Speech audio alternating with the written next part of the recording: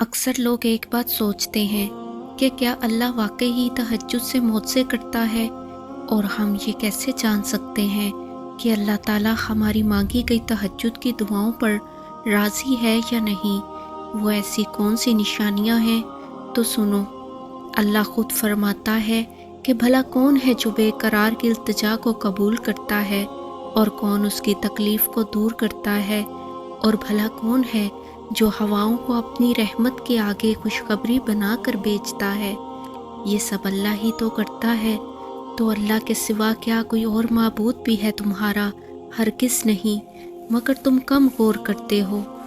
یاد رکھو کہ خدا کی خدائی کا کارخانہ نہ تو اتنا وسیع و عظیم ہے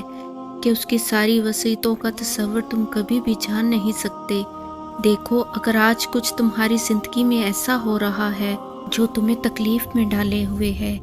اور کسی من پسند چیز کا نہ ملنا تمہیں بے چین رکھتا ہے، اور تمہارا دل شدت سے کسی معجزے کی تلاش میں رہتا ہے، تو یاد کرو وہ وقت جب ایک مدت تک نبی کریم صلی اللہ علیہ وآلہ وسلم پر وحی کا سلسلہ بند رہا، تو لوگ انہیں طعنوں کا نشانہ بناتے تھے کہ تمہارا محبت کرنے والا اللہ تمہیں بھول گیا ہے۔ اس وقت آپ صلی اللہ علیہ وآلہ وسلم پر اس قدر غم کی کیفیت طاری ہوتی تھی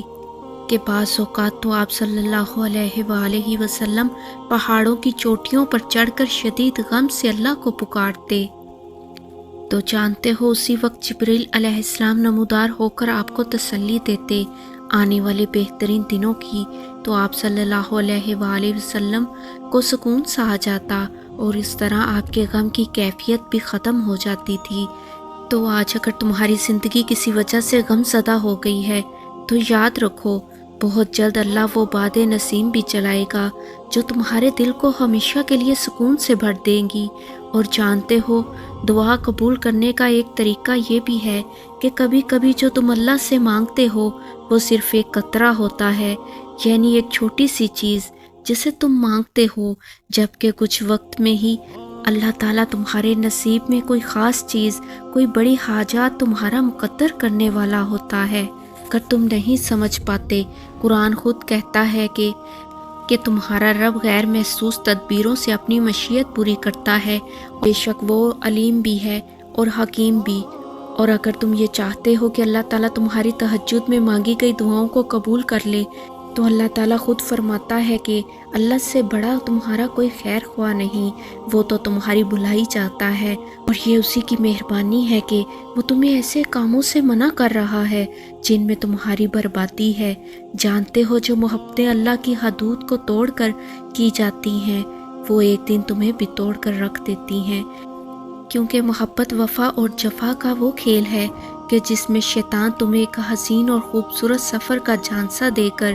تمہیں اللہ سے جفا کے تاریک راستوں پر دھکیل دیتا ہے، مگر وہ زمین و آسمان کا مالک پھر بھی اپنی محبت سے بھرا خوبصورت بادل تم پر برسانے کا منتظر رہتا ہے۔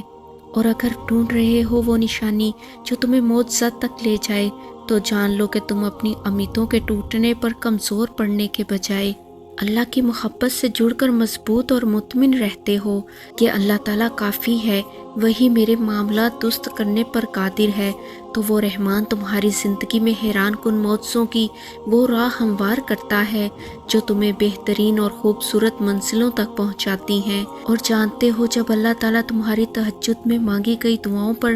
راضی ہونے لگتا ہے، تو یہ خاص نشانی بھی ضرور ظاہر کرتا ہے کہ جب تم اپنے مقاصد اور حدود میں تجاوز نہیں کرتے، اور تمہاری یقین اور توکل ہر وقت اللہ ہی کی ذات سے وابستہ رہتا ہے، تو جان لو اللہ تمہاری محنتیں ضائع نہیں کرے گا، کیونکہ اللہ کی رحمت کے مستحق ہو جاتے ہیں وہ لوگ جو خود خیر کو لبیک کہنے والے ہوتے ہیں۔